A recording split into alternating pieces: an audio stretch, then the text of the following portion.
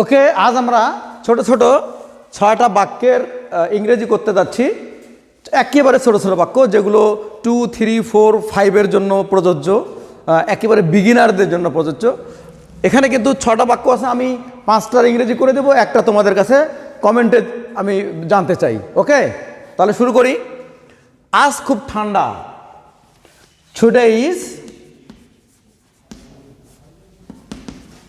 very cold. Today is very cold. পৃথিবী গোল। The earth is round. The earth is round. Akash Neil. The sky is blue. ছেলেটি চালাক।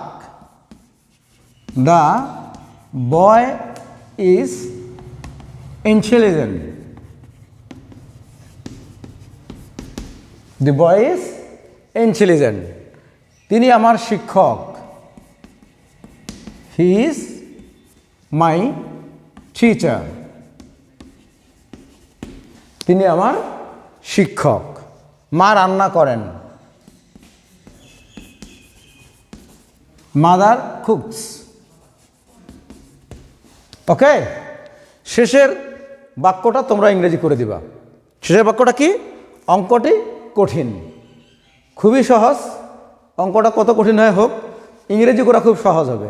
প্রথমে subject লিখবা, তারপরে verb লিখবা, তারপরে যা লেখার। ঠিক আছে? তাহলে এভাবে আমরা যদি ছোট ছোট সেন্টেন্সগুলোকে ইংরেজি করি, তাহলে ইংরেজি করতে আমাদের বড় বড় বাক্যগুলোকে ইংরেজি করতে আমাদের বেশি সময় লাগবে না, এবং আমরা খুব মজা পাবো ইংরেজি করতে। ওকে, আল্লাহ হাফেজ।